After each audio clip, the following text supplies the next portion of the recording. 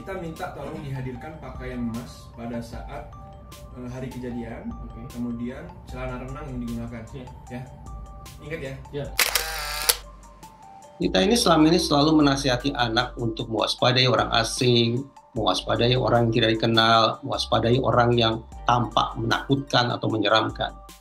Tapi tema perbincangan kita ini menghadapkan pada fakta sebaliknya, bahwa ternyata orang dekatlah, orang yang dikenallah, orang yang tidak tampak menyeramkanlah yang justru menghadirkan ancaman yang amat sangat maut kepada anak kita. Dan kali ini saya akan mengulas tentang bagaimana melihat kasus Dante ini dari segi hukum ya. Pakar hukum pidana Alvin Lim menyoroti faktor pembunuhan yang melibatkan orang terdekat dalam kasus kematian Raden Andante Khalif alias Dante, anak dari artis Tamara Tiasmara. Masalah unsur pembunuhan berencana atau kelalaian dalam kasus ini, Alvin Lim menyampaikan bahwa hal itu bisa dibuktikan dengan rentetan-rentetan kejadian. Dalam kanal YouTube-nya, Alvin meyakini ada kejanggalan besar kenapa kasus ini proses hukumnya sangat cepat, dan menandakan bahwa bukti-bukti yang digunakan dalam peradilan saling terkait. Menurutnya, dari karakteristik kasus, kemungkinan sudah ada unsur perencanaan.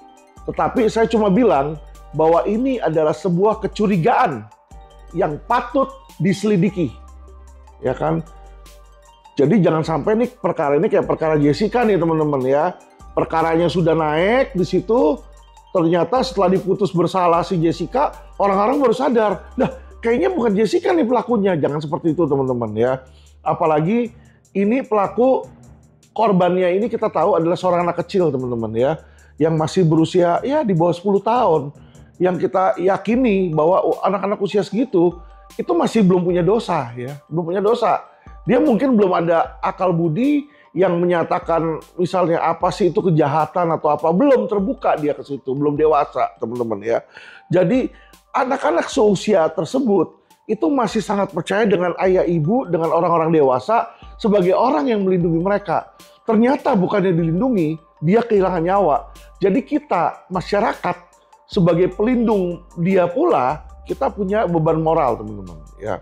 Jadi saya menghimbau kepada kepolisian, tolong selidiki dan periksa ibunya juga. Kenapa saya bilang seperti itu? Ya kan, pertama kecurigaan yang tadi saya bilang teman-teman. Yang kedua adalah ketika dia tahu pelakunya adalah si pacarnya, dia tahu nih pelakunya si pacarnya. Aduh, biasanya kalau kita tahu seperti itu, apa yang kita lakukan? Kita sangat kesel sekali pas itu sama pacarnya, toh. Mungkin kita gamparin, atau kita nggak bisa menahan emosi ya teman-teman ya. Nggak bisa diem-diem kayak dia bilang, aduh saya nggak mau ketemu dulu, saya nggak mau ngomong dulu. Lah, justru orang ketika dibunuh sama pacarnya, dia harusnya punya emosi yang harus dia luapkan. Ini sangat mencurigakan teman-teman ya. Ini adalah sebuah dalil teman-teman. Sebuah dalil, sebuah kecurigaan yang patut untuk diperiksa. Jadi kalau saya bilang polisi patut untuk memeriksa si ibu tersebut, ya, bukan hanya diperiksa dengan diambil keterangan teman-teman. Kalau perlu dilakukan tes kebohongan, ya, pakai lie detector. Karena saya lihat orang ini dari mukanya ini kita bisa baca, ya kan. Tetapi dia bisa berbuat seolah-olah yang namanya orang kan bisa aja punya air mata buaya, ya kan. Pura-pura nangis, sengak-senguk, tapi air matanya nggak keluar, gitu. Jadi saya melihat di sini penuh dengan curigaan. Bukan berarti saya tidak simpati dengan si ibu, bukan. Tetapi si ibu ini mau tidak mau, secara langsung maupun tidak langsung terlibat dalam kematian Dante. Kenapa saya bilang seperti itu dia terlibat? Dante itu ketika ayah ibunya cerai di sini, dia ini dalam asuhan si ibu pas saat itu nih, pas saat kejadian. Dia pada asuhan si ibu katanya mau syuting. Dia titipkanlah ke orang lain.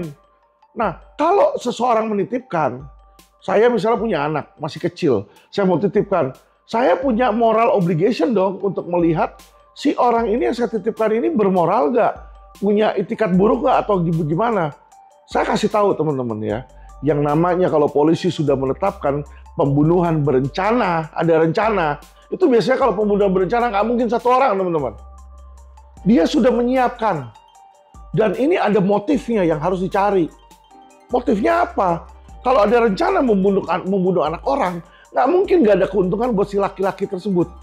Masa dia main asal bunuh? Kalau dia memang suka bunuh, dia bunuh anak tetangga aja. Pakar psikologi forensik, Reza Indragiri juga ikut buka suara terkait kasus pembunuhan berencana yang dilakukan tersangka Yuda Arfandi terhadap Dante, selaku anak dari artis Tamara Tiasmara pada Sabtu, tanggal 27 Januari tahun 2024 lalu.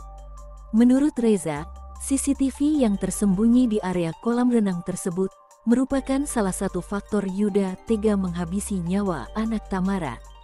Bahkan, kata dia, pelaku seakan bebas mengeksekusi Dante dengan sadisnya, tanpa takut aksinya diketahui oleh pengunjung dan penjaga kolam renang. Reza mengimbau, berkaca dari kejadian ini, agar ruang yang terpantau CCTV dapat ditopang dengan subsistem keamanan lainnya. Kita ini selama ini selalu menasihati anak untuk mewaspadai orang asing, mewaspadai orang yang tidak dikenal, mewaspadai orang yang tampak menakutkan atau menyeramkan. Tapi tema perbincangan kita ini menghadapkan pada fakta sebaliknya, bahwa ternyata orang dekatlah, orang yang dikenallah, orang yang tidak tampak menyeramkanlah yang justru menghadirkan ancaman yang amat sangat maut kepada anak kita. Saya tidak ingin membangun sebuah paranoia massal atau kecurigaan yang berlebihan. Tapi apa boleh buat, kewaspadaan tampaknya memang harus dilakukan, terlebih ketika kita bicara tentang bagaimana melindungi darah daging kita sendiri. Anggaplah kita harus berpegang pada tiga kata. Do not trust anyone. Tidak percaya pada siapapun, walaupun itu terkesan atau terdengar berlebihan, tapi menurut saya itu lebih baik ketimbang akhirnya kita melakukan kecerobohan yang akhirnya berakibat fatal pada anak kita sendiri. Kejanggalan-kejanggalan itu ternyata juga diendus oleh ayahnya si Dante ini. Akhirnya setelah dilakukan otopsi, langsung tuh polisi menaikkan dari lidik ke sidik. Berarti apa? Kalau dinaikkan dari lidik ke sidik, polisi sudah menemukan 2 alat bukti, ya, terjadi tindak pidana, teman-teman. Jadi kalau awalnya dibilang meninggal karena kelalaian, sehingga pasal yang dimasukin adalah pasal 359 KUHP, yaitu kelalaian yang menyebabkan kematian dengan ancaman 5 tahun, langsung polisi merubah pasal tersebut. Dirubahlah menjadi pasal 340. Apa pasal 340? Pembunuhan berencana dengan ancaman hukuman mati atau ancaman hukuman seumur hidup, teman-teman, ya. Jadi ini hal yang serius nih. Berarti polisi sudah bilang ini anak bukan celaka, bukan karena lalai, tapi sengaja dibunuh dan direncanakan, teman-teman. Wah, serem ya. Kalau ada perencanaan itu serem. Nah, balik lagi kita masuk ke dalam kolom melihat dari sisi hukum, teman-teman. Kalau saya lihat dari sisi hukum, ya, pertama adalah kalau kita berbicara tentang 340 kematian seseorang, ya, apalagi seorang anak di bawah umur, pasal yang dia harus masukin oleh polisi selain pasal 340, dia harus masukkan pasal Undang-Undang Perlindungan Anak, ya.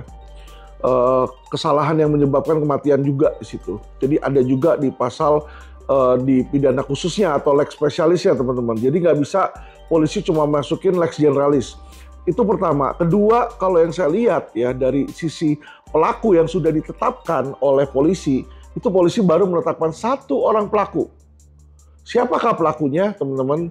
Pelakunya adalah si pacarnya itu cewek, ya, yaitu si YA, ya.